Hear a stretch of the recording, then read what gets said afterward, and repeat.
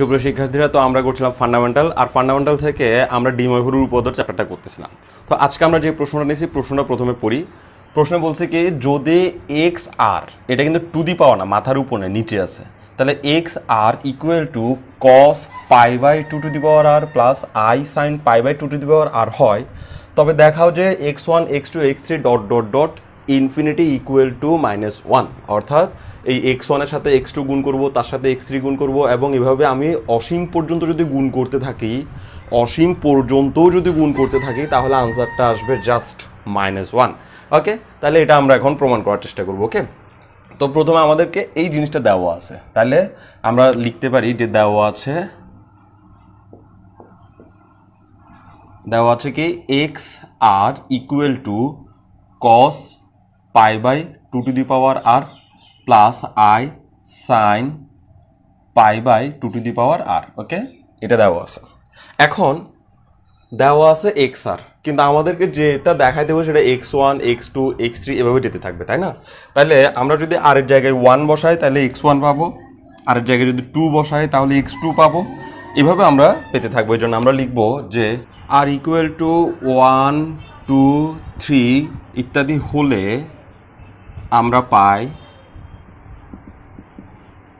তো কি পাচ্ছি, একটু আর ইকুয়াল টু যদি 1 বসাই তাহলে এক্স ওয়ান ইকুয়াল টু হচ্ছে, মানে আর এর জায়গায় 1 বসাই দিব আর কি, তাহলে এক্স তো এক্সের জায়গায় বসবে, আর এর জায়গায় প্রথমে আমরা বসাইছি 1, তাহলে এক্স ওয়ান ইকুয়াল টু পাচ্ছি cos pi by two to the power 1 plus i sine pi by two to the power 1, কারণ আর এর জায়গায় আমি 1 বসাইছি, তাহলে এই আরও 1 হয়ে গেছে, এখানেও 1 বসছে, এখানেও 1 বসছে। ওকে, এটাকে নিয়ে আমার আর কোনো কিছু করার ইচ্ছা নাই, আমি এবার আর এর জায়গায় 2 বসাবো। তো আর এর জায়গায় যদি 2 বসাই তাহলে আমরা পাচ্ছি কি x two equal to cos pi by 2 square plus i sine pi by 2 square. Okay, একইভাবে আর এর জায়গায় যদি আমি 3 বসাই তাহলে আমরা পাচ্ছি x three equal to cos pi by 2 cube plus i sine pi by 2 cube. Okay, এভাবে যেতে থাকবে, যেগুলো আমি ডট ডট দিয়ে প্রকাশ করতেছি, যে এভাবে যেতে থাকবে যেতে থাকবে যেতে থাকবে। যেহেতু এখানে আমার অসীম পর্যন্ত দরকার, সেহেতু আমি লাস্টে আর কোনো কিছু বের করব না, কারণ আমি অসীম সংখ্যক, মানে এটা যেতেই থাকবে, এটা বোঝানোর চেষ্টা করতে হবে। ওকে, এবার x one x two x three এভাবে আরও যারা আছে সবার মান আমি পাইলাম। তো এখন আমার এই বাম পক্ষে x one x two x three এর জায়গায় আমি এই মানগুলো এবার বসায় দেওয়ার চেষ্টা করব। ওকে, তো আমি বলবো কি বাম পক্ষ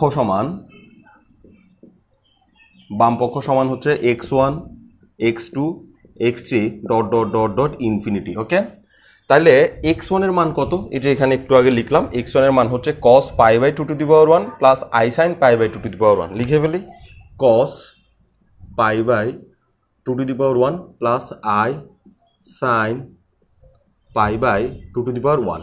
তো এটা যেহেতু এক্স ওয়ান এক্স টুর সাথে গুণ সম্পর্কে আছে, তো এক্স ওয়ানের মানও এক্স টু এর মানের সাথে গুণ সম্পর্কে থাকবে, তাহলে এক্স ওয়ানের মান তো বসাই ফেলছি। এবার এক্স টুর মান কত, cos পাই বাই 2 স্কোয়ার, তাহলে cos pi by 2 square plus i sine pi by 2 square. এভাবে আরেকটা মান বসাই, এক্স থ্রির মানটাও বসাই, এক্স থ্রির মান হচ্ছে cos pi by 2 cube plus i sine pi by 2 cube. এভাবে ডট ডট ডট দিয়ে দিই, ডট ডট ডট ইনফিনিটি চাইলে দিতেও পারে, নাও দিতে পারি। ডট ডট ডট দিয়ে যদি লাস্টে কিছু না লিখি সেটা ইনফিনিটিই বুঝায়, আর আমি চাইলে ইনফিনিটি দিতে পারি। ওকে, তাহলে আমরা এক্স ওয়ানের মান বসাইছি, এক্স টুর মান বসাইছি, এক্স থ্রির মান বসাইছি। এবার কাহিনী হচ্ছে এদের সবাইকে নাকি এখন গুণ করতে হবে। এখন কথা হচ্ছে এই গুণকে আসলেই করা সম্ভব, যে অসীম পর্যন্ত আমি কিভাবে গুণ করতে পারি, তাই না? তো এই জন্য আমাদেরকে এখন একটা বাড়তি আলোচনায় যেতে হবে, যেটা তোমরা নোট করে রাখবা। ওকে, তবে নোট করার আগে প্রথমে পুরাটা দেখবা। আমি এখন যে জিনিসটা করাবো সেটা পুরাটা দেখবা, তারপর নোট করবা। ক্লিয়ার? এক লাইন দেখে দেখে এক লাইন নোট করবো না প্লিজ। তাহলে দেখো, আর সত্য কথা যেটা, সেটা হচ্ছে আমি যেভাবে বলতেছি সেটাই তোমার জন্য সহজ ওয়ে। তুমি এর বাইরে যদি নিজের মতো সহজ ওয়ে খুঁজতে যাও, সেটা তোমার জন্য কখনোই সহজ হবে না, কারণ আমারগুলো হচ্ছে পরীক্ষিত, এভাবেই সহজ হয়। ওকে, তো প্রথমে তুমি এই যে আমি যে নোটটা এখন করাচ্ছি, ওই নোটটা তুমি পুরোটা দেখবা, 10 মিনিট লাগুক 20 মিনিট লাগুক পুরোটা দেখবা, তারপর বসে একবার পজ দিয়ে পুরোটাকে তুমি তুলে নিবা। ওকে, তাহলে এই যে এখানে দেখা যাচ্ছে এটার সাথে এটাকে গুণ, এটার সাথে এটাকে গুণ, তার সাথে আরো আরো আরো অনেক কিছু গুণ করতে বলতেছে। তো এখানে জিনিসটা হচ্ছে অনেকটা এরকম cos theta plus i sine theta. Okay, এটাও কিন্তু cos theta plus i sine theta এরকম, এটাও cos theta plus i sine theta, ঠিক এরকম দেখতে নাকি। তো আমি কি করব, সবাইকে যখন আমরা গুণ করতে চাইবো তখন আমাদের কাজ হচ্ছে প্রথমে দুইজনকে গুণ করে একটা আনসার বের করতে হবে, তারপর ওই আনসারের সাথে তৃতীয় জনকে গুণ করতে হবে, ওই আনসারের সাথে চতুর্থ জনকে গুণ করতে হবে। তো এখন আমি এইখানের কোনো আলোচনা না করে আমি এখন একটা অফ টপিক্সে আলোচনা করতেছি। ধরলাম যে আমাকে cos theta 1 plus i sine theta 1 এটার সাথে আমাকে গুণ করতে বলছে cos theta 2 plus i sine theta 2। অর্থাৎ এই যে এখানে এতগুলো গুণ আমি একসাথে করব, এতগুলো গুণ আমি একসাথে না করে আমি প্রথমে দুইজনকে গুণ করে দেখি যে অবস্থাটা কি হয় এদের। ওকে, তাইলে এখানে যে থিটা 1, এই যে এখানে pi by 2 to the power 1 আর পাই বাই 2 টু দি, এগুলোকে আমি থিটা 1 দিয়ে প্রকাশ করছি বোঝানোর জন্য, আর এই pi by 2 square okay theta 2 দিয়ে আমি প্রকাশ করছি বোঝানোর জন্য। তো এটার সাথে অঙ্কের কোনো যোগাযোগ নাই, এর পরে কোন লাইনটা হবে সেটা আমি বলবো, আগে আমরা এই বাড়তি কাজটা শিখে নিই। ওকে, তাহলে এই দুইজনকে যদি আমি গুণ করি, নর্মালি গুণ করি, তাহলে এইভাবে হবে যে এই cos থিটা প্রথমে cos থিটার সাথে গুণ হবে, তাহলে আমরা কি পাবো cos থিটা 1 cos থিটা 2, এছাড়া আর কিছু পাবো না। তাহলে cos থিটা 1 cos থিটা 2 গুণ হয়ে গেছে। এবার এই cos থিটা 1 আবার কিন্তু ওর সাথে গুণ হবে, তাহলে তখন কি পাবো প্লাস আই তো সামনে থাকবে cos থিটা 1 sin থিটা 2, এভাবে পাবো। ক্লিয়ার? তাহলে cos থিটা প্রথমে ওর সাথে গুণ হয়েছে এটা পাইছি, cos থিটা পরে ওর সাথে গুণ হয়েছে এটা পাইছি। ক্লিয়ার? এরপর এটা গুণ হবে প্লাস আই সাইন থিটা 1, এটা গুণ হবে ওর সাথে cos থিটা 2 সাথে, তাহলে cos থিটা 2 গুণ হয়ে গেল। এটা আবার ওর সাথে গুণ হবে, তাহলে এটা যদি ওর সাথে গুণ হয়, আমি একসাথে লেখার চেষ্টা করতেছি, এটা যদি ওর সাথে গুণ হয় আই আর আই মিলে হবে আই স্কোয়ার, আর আই স্কোয়ার মানে -1, আমি সেটা একটু পরে লিখতেছি। এটার এটা গুণ হলে হবে plus I square sine theta 1 sine theta 2, sine theta 1 sine theta 2। তো এখন এখানে যে আমরা আই স্কোয়ার পাইছি, এই আই স্কোয়ার সমান কিন্তু আমি -1 বলতে পারি, তাই না? তাহলে আই স্কোয়ারকে আমি যদি সরিয়ে দিয়ে -1 মানে আই স্কোয়ারের মানটা বসাই দিই, তাহলে আমরা এখানে চিহ্নটাও পাল্টাই দিতে পারবো, তাহলে -1 না লিখলেও চলে, তাহলে -1 এখানে বসে গেল। ওকে, তারপরে আমি করব কি, যারা যারা একই রকম আছে তাদেরকে একসাথে আনবো, যারা যারা ভিন্ন রকম আছে তাদেরকে এক সাইডে নেবো। একটু খেয়াল করি, আরেকটা কাজ করতে পারি, সেটা হচ্ছে যাদের সাথে আই নাই তাদেরকে আমরা একসাথে আনবো। তাহলে এই দেখো, এই সাথে আই নাই, cos থিটা 1 cos থিটা 2 সাথে কোনো আয়ের বংশ নাই, sin থিটা 1 sin থিটা 2 সাথে কোনো আয়ের বংশ নাই, এদেরকে আমি এক জায়গায় নিয়ে আসবো। তাহলে আমি এভাবে লিখতে পারি cos থিটা 1 cos থিটা 2, তারপর হচ্ছে minus sin theta 1 sin theta 2, এটাকে আমি একটা ব্র্যাকেট দিয়ে এক জায়গায় রাখলাম। ব্র্যাকেট না দিলেও চলে, তাও আমি ব্র্যাকেট দিলাম আর কি, ইচ্ছা হইছে। তারপরে যাদের সাথে আই আছে তাদের থেকে আই কমন নিয়ে লিখবো, তাহলে ওর কাছে আই আছে, ওর কাছে আই আছে, তাহলে আমরা প্লাস চিহ্ন দিয়ে আইটা কমন নিলাম।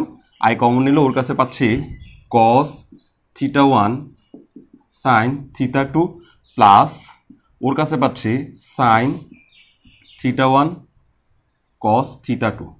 ওকে, তাহলে আমি করলাম কি, প্রথমে এদেরকে সবাইকে গুণ করে ফেললাম, তারপর যাদের যাদের কাছে আই নাই তাদেরকে একসাথে করছি, আর যাদের কাছে আই আছে তাদের থেকে আই কমন নিয়ে একসাথে করছি। ওকে, এবার আসবে আসল মজা। একটু খেয়াল করো, আমরা একটা সূত্র পড়ছিলাম, সূত্রটা ছিল এরকম cos a প্লাস b সূত্র। আমি একটু cos a প্লাস b সূত্রটা এখানে লিখে দেখাই ছোট্ট করে। আচ্ছা, আমি এই সাইডটা মুছে দিয়ে এইখানে লিখি, কারণ এটা এখন আর আমার কোনো কাজে আসবে না এই জায়গাটা, তো পরবর্তীতে কাজে আসলে সেটা দেখা যাবে। ওকে, তাহলে cos a প্লাস b, এই যে এই সূত্রটা আমরা শিখছিলাম, cos a প্লাস b সূত্র ছিল cos cosine sin sin i, তাহলে cos a cos b cos cosine minus sin a sin b। ওই যে বলছিলাম যে আমরা জোয়ান হয়ে বলতেছি cos cosine sin sin, সেজন্য প্লাসের সূত্র হয়ে যাবে মাইনাস। ওকে, তাহলে এখন একটু খেয়াল করি, এই যে a আর b এটার জায়গায় এখানে আছে theta 1 theta 2 theta 1 theta 2। Clear? তাহলে আমরা এটাকে এভাবে বলতে পারি cos a cos b minus sin a sin b, cos a cos b minus sin a sin b, এরকম সূত্র থাকলে তার বদলে আমরা cos a প্লাস b লিখে দিতে পারি। তাহলে cos a cos b minus sin a sin b, এটার জন্য আমরা লিখে দিতে পারি cos a প্লাস b। আমাদের এখানে এর দায়িত্ব পালন করতেছে থিটা 1 আর বির দায়িত্ব পালন করতেছে থিটা 2, যার কারণে আমরা মুখে যদিও বলছি cos a প্লাস b, কিন্তু আমরা লিখছি থিটা 1 থিটা 2। ওকে, একইভাবে এখানে আসি প্লাস আই তার জায়গায় লিখলাম। আর এই যে জায়গাটা দেখা যাচ্ছে এটাও কিন্তু একটা সূত্র, আমরা এরকম একটা সূত্র পড়ছিলাম, সেটা হচ্ছে sine A plus B. Sine A plus B সমান ছিল sine A cos B, sine A cos B plus cos A sine B. তাহলে প্রথম দিনের সূত্রগুলো আমাদের এই অধ্যায়ে সবসময় কাজে লাগতেছে, ওগুলো খুবই গুরুত্বপূর্ণ সূত্র। তাহলে sine A cos B cos A sine B. Okay, তো এখানে একটু দেখি, এভাবে দেখি sine A cos B cos A sine B. আমি যদি থিটা ওয়ানকে এ ধরি তাহলে এই দেখো সাইন এ, থিটা টুকে যদি বি ধরি তাহলে cos B, sine A cos B cos A sine B. তাহলে এটার বদলে আমি লিখে দিতে পারতেছি sine A plus B. Okay, তাহলে লিখতে পারতেছি sine A plus B. A মানে কত থিটা ওয়ান আর বি মানে কত থিটা টু। ওকে, তাহলে এই ব্যাপারটা আমাকে বুঝাচ্ছে যে যদি আমি cos theta one plus cos theta one plus i sine theta one এর সাথে cos theta two plus i sine থিটাকে গুণ করি তাহলে আমরা এই আনসারটা পাবো। ওকে, এটুকু আমরা বুঝতে পারছি। তোমরা এখনো লিখবা না, তোমরা অপেক্ষা করো এর পরের ঘটনার জন্য, কারণ এরপরে তোমরা লেখার জন্য সুযোগ পাবা। আর এটা খুব বেশি লিখে রাখতে হবে বলে আমার মনে হচ্ছে না, তোমরা বুঝতে পারবা ব্যাপারটা।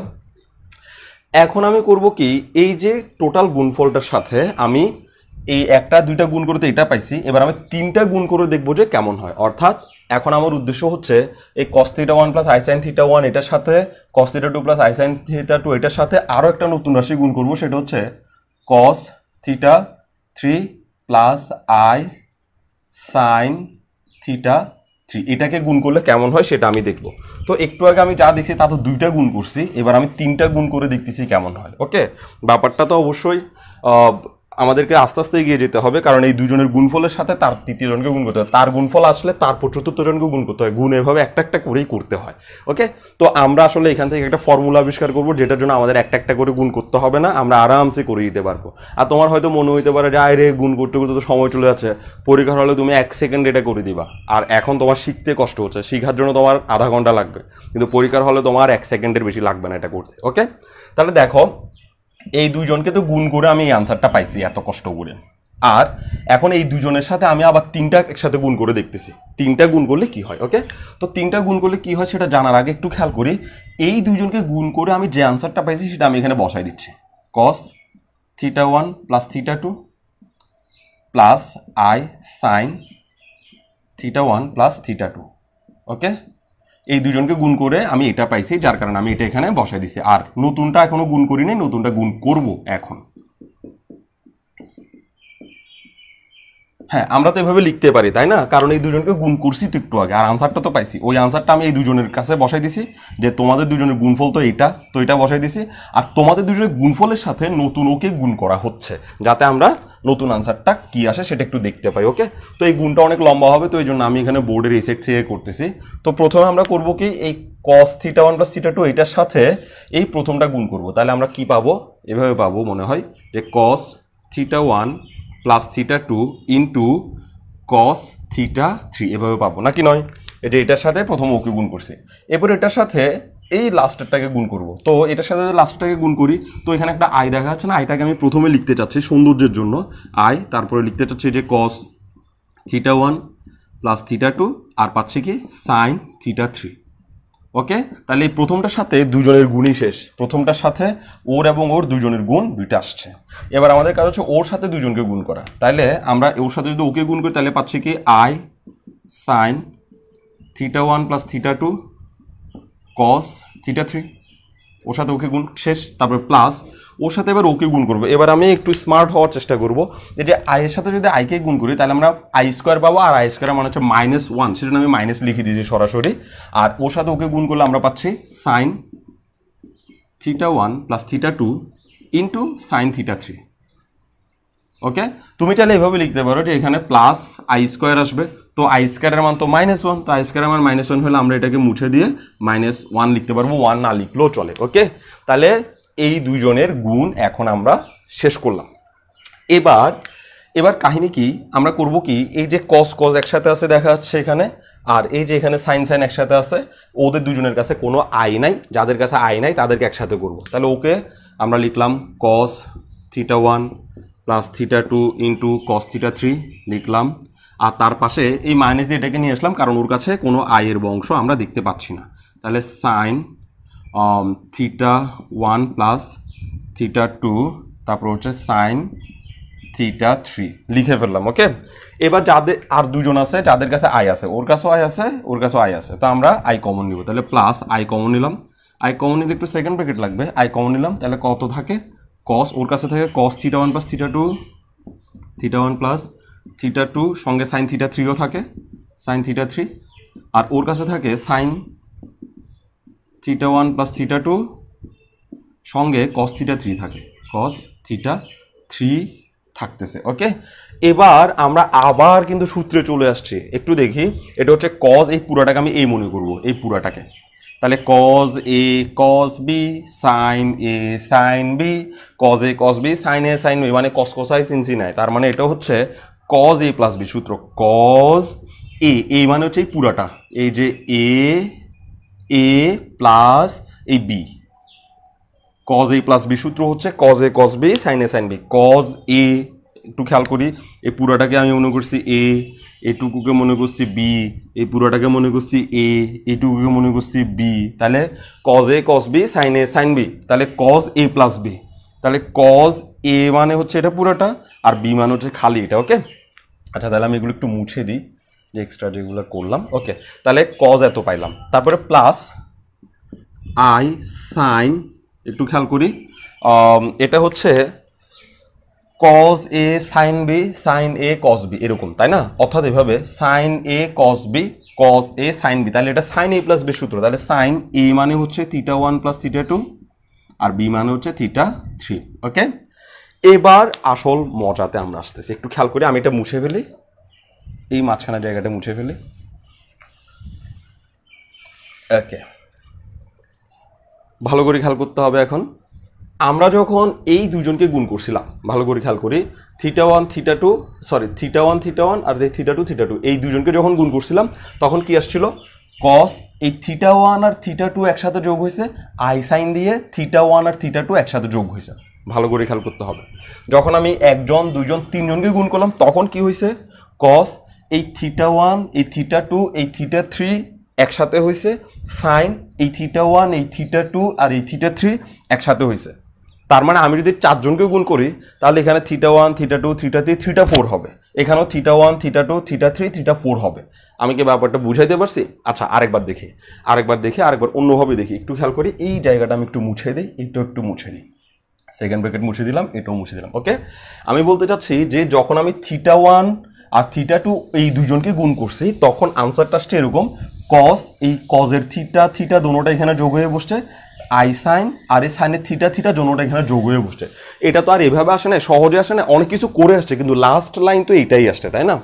আর যখন আমি তিনজনকে গুণ করছি, এই যে cos theta 1 sorry cos theta 1 plus i sine theta 1 plus, sorry plus না গুণ, cos theta 2 plus i sine theta 2, তারপরে cos theta 3 plus i sine theta 3, এই তিনজনকে যখন গুণ করলাম তখন হলো কি, কজ একটা আসছে, এই কজের যে থিটাগুলো ছিল সেগুলো যোগ হয়েছে, প্লাস আই সাইন একটা আসছে, আর আই সাইনের থিটা যেগুলো ছিল সেগুলোই খালি যোগ হয়েছে। তাহলে আমি একটু পরিশ্রম করে এইটুকুতে আসতে পারছি। তাহলে আমি যদি মেধাকে আরেকটু খাটাই, আমি যদি চিন্তা করি যে আমি যদি চারজনকে গুণ করি তাহলে কি হবে, তাহলে cos theta 4 plus i sine theta 4, যদি তিনটার সাথে গুণ করে আমি যদি চারটা গুণ করি তাহলে মাঝখানের গুণগুলো না করেই আমি ব্যবস্থা করে ফেলতে পারবো। এটা হবে জাস্ট এরকম, একটা এখানে অতিরিক্ত থিটা 4 হবে আর একটা এখানে অতিরিক্ত থিটা 4 হবে, বুঝতে পারছি? তো এবার আমি যদি অসীম সংখ্যক গুণ করি তাহলে অসীম সংখ্যক সবগুলো এই জায়গার মধ্যেই হয়ে যাবে, বাকি কিছু আমাকে বোঝার দরকার নেই। তাইলে আমি ওদেরকে যখন গুণ করব তখন আনসারটা কেমন হতে পারে এখন আমি ক্লিয়ারলি বুঝে যাচ্ছি। তাহলে আমরা একটু গবেষণা যখন করলাম, এবার আমরা সেকেন্ড লাইনটাতে আসি। কোন লাইন? এই যে এটার পরের লাইন কি হবে সেটাতে আসে। তাহলে ইকুয়াল চিহ্ন আমি দিলাম। এবার কথা হচ্ছে আমি ওদেরকে গুণ করতেছি, তাহলে এখানে কস এটা আমার জন্য থিটা 1, এটা আমার জন্য থিটা 2, এটা আমার জন্য থিটা 3, এভাবে যেতে থাকতেছে, অসীম সংখ্যক গুণ। কিন্তু অসীম সংখ্যক হোক, এখন আমার কোনো অসুবিধা নাই, কারণ আমি বুঝতে পারছি যে অসীম সংখ্যক গুণের শেষ লাইনটা কেমন হতে পারে। তাহলে এখানের জন্য আমরা আনসার পাবো কস, এই যে প্রথমটা pi by 2 to the power 1 plus এখানে কজের থিটাটা pi by 2 to the power 2 plus এখানে কজের theta pi by 2 cube plus এখানে তো আরও আছে তাই না, তো আরও আছে, তো আমি তো ওগুলো পাচ্ছি না, তো আমি এখানে এভাবে দিয়ে অসীম সংখ্যক লিখে দিলাম যে আমরা যাদেরকে গুণ করতেছি তারা যেহেতু অসীম সংখ্যক, তো তাদের তেমন কিছু হবে না, কজের এই ভিতরেরটাই খালি অসীম সংখ্যক হবে, সে সাথে সাইনেরটাও আসবে প্লাস আই সাইন।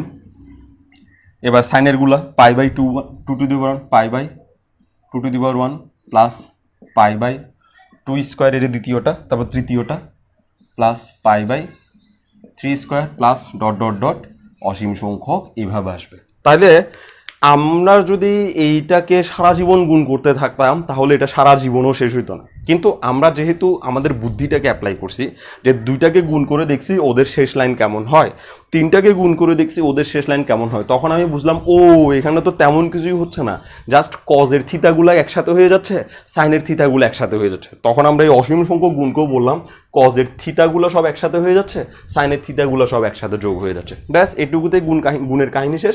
এবার আমাকে এই জিনিসটা যোগ করে এখানে বের করতে হবে, তো এখানে আমাদেরকে আবার একটা সাইড নোটে যেতে হবে, কারণ এইটুকুতে আমরা এটাতে কিছুই করতে পারি না। এই অসীম সংখ্যক যোগ আমি কিভাবে করব, অসীম সংখ্যার আবার যোগ হয় নাকি? হয়।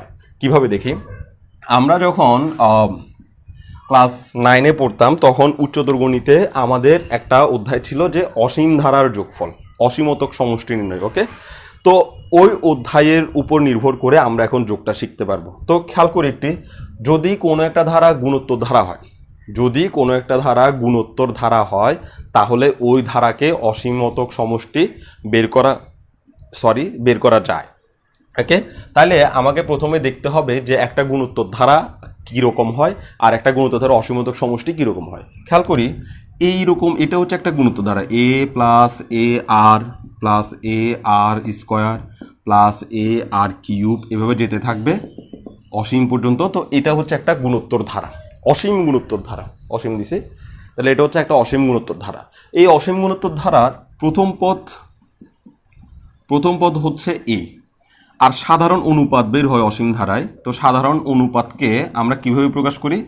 সাধারণ অনুপাত হচ্ছে দ্বিতীয় পদ ভাগ প্রথম পদ, দ্বিতীয় পদ এই যে এ আর, দ্বিতীয় পদ ভাগ প্রথম পদ এ আর ডিভাইডেড বাই আর। তো এটাকে গুণোত্তর ধারা কেন বলে? কারণ এটার যে কোনো একটা পদকে তার আগের পদ দিয়ে যদি ভাগ করি, যে কোনো একটা পদকে তার আগের পদ দিয়ে যদি ভাগ করি একই রকম আনসার আসে, এই জন্য এটাকে বলা হয় গুণোত্তর ধারা। আমি যদি এই পদটা নিই, এই পদটাকে যদি তার আগের পদ দিয়ে ভাগ করি তাও একই রকম আনসার আসবে। একটু করে দেখি, এটা হচ্ছে এ আর কিউব, এইটাকে তার আগের পদ দিয়ে ভাগ করলাম এ আর স্কোয়ার, তাহলে আমি আনসার কত পাবো? এ কাটা আর স্কোয়ার আর কিউব কাটা গিয়ে আর থাকবে খালি আর, তাহলে ওকে তার আগের পদ দিয়ে ভাগ করে আমি আনসার পাইছি আর। এবার দেখি তো ওকে তার আগের পদ দিয়ে ভাগ করি, তো তাহলে এটা হচ্ছে এ আর স্কোয়ার, তৃতীয় পদ তার আগের পদ দিয়ে ওকে ভাগ করতেছি এ আর, তাহলে আনসার পাচ্ছি এ কাটা আর কাটা আর পাচ্ছি আর। ওকে, এই জন্য এটাকে বলা হয় গুণোত্তর ধারা। সমান্তর ধারা কাকে বলে? দ্বিতীয় পদ থেকে প্রথম পদ বাদ দিলে যদি একই রকম আনসার আসতে থাকে, মানে যে কোনো পদ থেকে তার আগের পদ বাদ দিলে একই রকম আনসার আসতে থাকে, তাহলে সেটাকে সমান্তর ধারা বলে। আর যে কোনো পদকে তার আগের পদ দিয়ে ভাগ দিলে যদি একই রকম আনসার আসতে থাকে তাকে গুণোত্তর ধারা বলে। ওকে, তাহলে এখন আমরা ধারাটা ওইভাবে সাজাইছি যেন ভাগ করলে একই রকম আনসার আসে। তো এখন এ দিয়ে একে যদি ভাগ করি, এই ভাগটা আমি এইভাবে না লিখে এইভাবেও লিখতে পারি, এ আর ডিভাইডেড বাই এ সমান কত? আর, তার মানে সাধারণ অনুপাত হচ্ছে আর। ঠিক আছে, তো এখন এই সাধারণ অনুপাত যদি আর এর মান যদি -1 থেকে বড় এবং 1 থেকে ছোট হয়, -1 থেকে বড় 1 থেকে ছোট, জিনিসটা আমি একটু সংখ্যার একায় দেখাই। এই যে এখানে এটা হচ্ছে ধরলাম -1, এটা হচ্ছে 0 আর এটা হচ্ছে 1, অর্থাৎ এই -1 আর এই 1-এর ভিতরে এই জায়গার যত মান আছে, যেমন ধরলাম এখানে হলো হাফ, এখানে আছে -হাফ, এইখানে এই জায়গাতে যতগুলো মান আছে এগুলো যদি আর এর মান হয়, -1 থেকে বড় 1 থেকে ছোট, এরকম টাইপসের যদি কোনো আর এর মান পাওয়া যায় তাহলে ওই ধারাকেই কেবলমাত্র অসীম পর্যন্ত যোগ করে আনসার বের করা যাবে। যদি আর এর মান 1-এর চেয়ে বড় হয়ে যায়, তার মানে আর এর মান এই সংখ্যা রেখায় 1-কে পার করে ধরলাম 2 নিয়ে নিছে, ওই ধারার অসীম পর্যন্ত সমষ্টি বের করা যাবে না, ওই ধারার কোনো অসীমতক সমষ্টি নাই। ওকে, তাহলে আমরা কখন একটা গুণোত্তর ধারার অসীমতক সমষ্টি পাবো? যখন আর এর মান -1-এর থেকে বড় হবে কিন্তু 1-এর থেকে ছোট হবে। তো আর এর মান যদি -1 থেকে বড় হয় আর 1-এর থেকে ছোট হয় তখন অসীমতক সমষ্টি পাবো, মানে অসীম পর্যন্ত যোগ করা যাবে। তো সূত্রটা কি? সূত্রটা হচ্ছে s equal to a divided by 1 minus r. খুবই সিম্পল সূত্র। এই সূত্রের সাহায্যে আমরা অসীমতক সমষ্টি বের করতে পারবো, তবে আর এর মান অবশ্যই -1 থেকে 1 এর ভিতরে হতে হবে। যেমন আমাদের এখানে যে এখন যে ধারাটা আছে এটা একটা গুণোত্তর ধারা, তাহলে আমি এখন এটা দিয়ে একটু আলোচনা করি কিভাবে দেখি কি হয়। এই যে দেখি এটা হচ্ছে প্রথম পদ, তাহলে এ ইকুয়াল টু আমরা পাচ্ছি π/2। এগুলো কিন্তু আমি রাফ করতেছি সব কিছু, অঙ্কের যে লাইন সেটা কিন্তু এখন আমি করতেছি না, ওটা আমি পরে দেখাবো, যখন করব তখন বলবো। তাহলে এখানে এই ধারাটা গুণোত্তর ধারা কেন, এখানে এ ইকুয়াল টু হচ্ছে π/2, আর আমি যদি আর ইকুয়াল টু বের করি, আর ইকুয়াল টু হচ্ছে দ্বিতীয় পদ ভাগ প্রথম পদে, যে এখানে বলছিলাম সাধারণ অনুপাত দ্বিতীয় পদ ভাগ প্রথম পদ। এখানে দ্বিতীয় পদ কত, দ্বিতীয় পদ হচ্ছে π/2 স্কোয়ার ভাগ প্রথম পদ হচ্ছে π/2। এখন আমি যদি এটাকে এভাবে লিখতে চাই π/2 স্কোয়ার, ভাগ চিহ্নটাকে যদি আমি গুণ চিহ্ন দিই তাহলে এই 2 চলে যাবে উপরে আর এই পাই আসবে নিচে। তাহলে পাই এবং পাই কাটা, একটা 2 কাটা, তাহলে 2 নিচে বেশি ছিল, তাহলে নিচে একটা অতিরিক্ত 2 থাকবে, উপরে কিছু নাই, কিছু না থাকাটা বিশ্রী দেখায় 1 থাকবে। তাহলে পাই কাটা, একটা 2 কাটা, তাহলে আমাদের আর এর মান কত আসছে, হাফ। তাহলে খেয়াল করি আর এর মান হাফ আসার মানে হচ্ছে হাফ কিন্তু -1 এর চেয়ে বড়, অন্যদিকে আবার 1 এর চেয়ে ছোট। ভালো করে খেয়াল করি, এই আর এর মান আমরা যেটা পাইছি সেটা কিন্তু -1 এর থেকে বড়, 1 এর থেকে ছোট।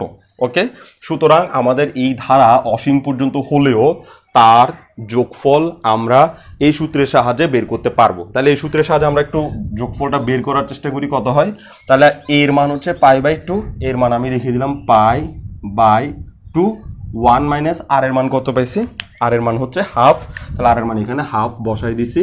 তাহলে ইকুয়াল টু আমরা একটু এইভাবে লসাগু করতে পারি, π/2 তার জায়গায় থাক, আর এই 1 থেকে হাফ চলে গেলে আর থাকবে যে হাফ। মনে রাখতে হবে ব্যাপারটা, 1 হচ্ছে ফুল, হাফ হচ্ছে অর্ধেক, তো ফুল থেকে অর্ধেক চলে গেলে আরও অর্ধেক থাকে, তাই না। তাহলে এবার আমরা এই লাইনটাকে এভাবে লিখতে পারি, উপরেটা যেমন আছে তেমন বসে যাবে π/2, কিন্তু নিচেরটা উল্টা হয়ে বসবে, তাহলে 2 উপরে চলে যাবে, 1 নিচে চলে যাবে, 2 কাটা। তাহলে আনসার কত আসতেছে, শুধুমাত্র পাই। ওকে, তাইলে আমরা এই টোটাল ধারার যোগফল পাইলাম কত, শুধুমাত্র পাই। আমরা এটা লিখতে পারি, এটাই হচ্ছে এই ধারার জন্য যোগফল। ওকে, তাহলে এবার আমরা অঙ্কে চলে আসি। অঙ্কে বলতেছে কি, এই জিনিসটাকে যোগ করে বের করতে হবে। তো আমরা এতক্ষণ গবেষণা করে যা পাইলাম তা হচ্ছে এই জিনিসটার যোগফল হচ্ছে π/2 divided by 1 minus half. Okay, plus এই যে এটা লিখছি π/2 divide by 1 minus half, plus i sine এই জিনিসটার যোগফল হচ্ছে π/2 ডিভাইডেড বাই 1 মাইনাস হাফ। ব্যাস, এবার আমি যোগটা শেষ করে দিই। তাহলে এই যে দেখি এই অঙ্কটার মূল প্রবলেম হচ্ছে যে এখানে দুইটা বিশাল বিশাল মানের গবেষণা আছে, কিন্তু পরীক্ষার হলে আমাকে এইসব গবেষণা করতেই হবে না, তো আমি আরামসে অঙ্কটা শেষ করতে পারবো। অঙ্ক শেষ করতে বেশিক্ষণ লাগবে না। এই যে এই লাইন থেকে এই লাইন মাত্র 4 লাইন করছি অঙ্কে, কিন্তু এই লাইন থেকে এই লাইন আসা বুঝাইতে আমার অনেকক্ষণ লাগছে, আবার এই লাইন থেকে এই লাইন আসা বুঝাইতে আমাকে অনেক ইতিহাস ঘেটে আসতে হয়েছে। তবে ইতিহাসগুলো একবারই জীবনে ঘেটে আসতে হয়, বাকি সময় কিন্তু আর ঘাটতে হবে না। তো তুমি আরামসে পরীক্ষায় করতে পারবা, তোমার জন্য বেশি সময় লাগবে না, আমার সময় লাগতেছে। ওকে, তাহলে এখানে আমরা পাইলাম কি, ওই যে এখানে যে কাজগুলো করছি, এই যে এত করছি, এগুলো সব এখানে করবো। ওকে, তাহলে আমরা পাচ্ছি কি π/2 ডিভাইডেড বাই 1 থেকে হাফ চলে গেলে আর থাকে হাফ, একইভাবে plus i sine π/2 divided by 1 থেকে হাফ চলে গেলে আর থাকে হাফ। ওকে, এবার এগুলো উল্টা করে দিব। তাহলে আমরা পাচ্ছি কি কস এই π/2 তার জায়গায় বসে যাক, হাফ উল্টে যাবে, তাহলে 2/1 হয়ে যাবে। তারপরে প্লাস আই সাইন π/2 তার জায়গায় বসে যাক, এই 2টা উল্টে যাবে, তাহলে 2/1 হয়ে যাবে। তাহলে আমরা 2 কাটা দিলে এখানে পাচ্ছি কস পাই, এখানে 2 কাটা দিলে এখানে পাচ্ছি প্লাস আই সাইন পাই। ওকে, তো কস পাই মানে হচ্ছে -1 আর আই সাইন পাই মানে হচ্ছে 0। তার মানে আমরা কি পাচ্ছি, কস পাই মানে হচ্ছে -1 প্লাস আই ইন্টু 0। কেন, সাইন পাই সমান 0, তাহলে -1 পাচ্ছি। তার মানে ওরা যা বলছে তাই প্রমাণিত হয়ে গেছে যে -1 পেয়ে গেছি। ওকে, তো এখানে মজার বিষয় হচ্ছে যে এই যে এখানে এতগুলো রাশি আমরা গুণ করার যে সিস্টেমটা শিখলাম, সেটা কিন্তু ডি ময়ভরের সূত্র যখন আমরা প্রমাণ করব তখন আমাদের কাজে লাগবে। আমি আবার বলতেছি, এখানে যে আমরা গুণ করার যে সিস্টেমটা শিখলাম, এই সিস্টেমটা ডি ময়ভরের সূত্রে যখন যাব, আমরা যখন ডি ময়ভরের সূত্রটা প্রমাণ করতে চাইবো, তখন এটা আমাদের সমান পরিমাণে কাজে আসবে। অর্থাৎ এই সূত্রটা খালি এখানেই কাজে আসে নাই, সরাসরি অধ্যায়ের প্রথম যে সূত্রটা আমরা পাইছি সেটার প্রমাণেও কাজে আসবে। ওকে, তো তোমরা অবশ্যই আজকে যেটা আমি শিখাইছি θ1 θ2 দিয়ে ওটা অবশ্যই একটু নোট করে রাখবা, তাহলে আমরা যখন ডিমোভারের উপপাদ্যটা প্রমাণ করতে চাইবো তখন আমি আর ওই জিনিসটা দেখাবো না, তোমাদেরকে খালি বলে দিব যে লেকচার এততে তোমাদেরকে এই জিনিসটা বুঝাইছিলাম, সেটা একবার বুঝে দেখে আসো, ওইখান থেকে আমি টোটাল ফর্মুলাটা সরাসরি অ্যাপ্লাই করবো। ওকে, তো এখন এই প্রশ্নের আরেকটা জিনিস যেটা হচ্ছে a প্লাস আর এত এত, এই যে গুণোত্তর ধারা যেটা অসীম অসীম পর্যন্ত থাকলে তাদেরকে কিভাবে যোগ করা যায় বা তাদের যোগফল কিভাবে বের করা যায়। এখন একটা ছোট্ট প্রশ্ন, সেটা হচ্ছে আসলে কি একটা অসীম ধারাকে এরকম কিছু সংখ্যা অসীম পর্যন্ত থাকলে তাদেরকে যোগ করে কি এরকম একটা সিম্পল আনসার আনা কি আসলে সম্ভব? মানে আমি তোমাদেরকে একটা ধারা দেখাই, এই ধারার আনসার হচ্ছে 1। দেখো এটা হচ্ছে half plus 1/4 plus 1/8 plus 1/16 plus dot dot dot অসীম পর্যন্ত, এই টোটাল জিনিসটার যোগফল হচ্ছে হাফ। সরি, এই টোটাল জিনিসটার যোগফল হাফ না, এই টোটাল জিনিসটার যোগফল হচ্ছে 1। এখন কথা হচ্ছে এই যে অসীম পর্যন্ত যাচ্ছে একটা সংখ্যাগুলা, এই সংখ্যাগুলোর যোগফল কিভাবে একটা সিম্পল সংখ্যা হয়? আসলে কি এটা সম্ভব? তো আসলে এটা সম্ভব। তো আমি আসলে এই জিনিসটা এখানে শিখাইতে চাচ্ছি না, কারণ তোমরা যেহেতু এখানে আসছো যে তোমাদের যে বেসিক তোমাদের যা দরকার তা শেখার জন্য, আমি এইসব এক্সট্রা আলোচনা এখানে করব না। যদি কখনো আমি সময় পাই সে তো এইসব ব্যাপারগুলো আমি আসলে সার্বজনীনভাবে শেখানোর চেষ্টা করব যেন সবাই পায় জিনিসটা। আচ্ছা, আজকে তোমাদেরকে আমি আর এই লেকচারে কিছুই পড়াচ্ছি না, কারণ আজকের লেকচারটাই এত জটিল যে এটা তুমি প্রথমবার যখন পড়বা তখন তোমার মাথায় এমনি জ্যাম হয়ে যাবে। তো এটার সাথে যদি আমি আরেকটা প্রশ্ন আজকেই করাই তাহলে আসলে তোমার জন্য কোনো বেনিফিটেড হবে না। সেজন্য আমি আজকে তোমাদেরকে এইটুকু পড়াই থামাচ্ছি, তার সাথে একটা পিডাব্লিউ দিচ্ছি তোমাদেরকে। পিডাব্লিউটা হচ্ছে x r equal to cos π/3r plus i sine π/3r হয়, তবে দেখাও যে এদেরকে গুণ করলে আই হবে। একটু আগে যেটা করছি সেটাতে -1 হইতো আর এখন আই হবে। ওকে, আগে যেখানে 2 ছিল এখানে সেখানে 3 হয়েছে। টোটাল ফর্মুলা একই রকম, সব কিছু একই রকম, সব সূত্র কাজে লাগবে যা যা এর আগের অঙ্কে শিখাইছে। তাহলে প্রথমে ওই যে টোটাল গুণফলটা কি হয়, কজের থিতাগুলো একসাথে হয়, সাইনের থিতাগুলো একসাথে হয়, ওইটাও তোমার কাজে লাগবে। সেই সাথে আমি যে অসীম ধারার যোগফল শিখাইলাম, যে গুণোত্তর ধারা, অসীম গুণোত্তর ধারার যোগফল, ওই যোগফলটাও এখানে তোমার ছোট্ট করে কাজে লাগবে। তো এখানে যোগফলে একটা জায়গায় 1 - 1/3 আসবে, আগেরটাতে 1/2 আসছিল, এখানে একটা জায়গায় গিয়ে 1 - 1/3 আসবে। আর এই 1 - 1/3 এটা আসার কারণেই এখানে আনসারটাও আই হয়ে যাবে। ওকে, তাহলে তোমরা এটা নিজেরা চেষ্টা করবা, আর না পারলে যে অংশে পারবো না সেটা আমাকে জানাবা। আমি এই অধ্যায়ের শেষে যখন আমি প্রবলেম সলভ একটা অপশন রাখবো, যে টোটাল অধ্যায়টা শেষ করার পর আমি যে অঙ্কগুলো দিছি, যে বাড়ির কাজগুলো দিছি, সেগুলো যখন তুমি পারবা না ওগুলো তুমি সব জমা করে রাখবা, খাতায় লিখে রাখবা কোন লেকচারে কোনটা কত টাইমে বুঝো নাই, কত সময়ে হয়েছে, এগুলো সব আমি একসাথে একদিনে নিব, আর টোটাল প্রবলেমগুলো আমরা একসাথে আলোচনা করে শেষ করে দিব। ওকে, তাহলে পরবর্তী ক্লাস দেখার আমন্ত্রণ জানাচ্ছি। আজকের ক্লাস এখানে শেষ করছি। ধন্যবাদ সবাইকে।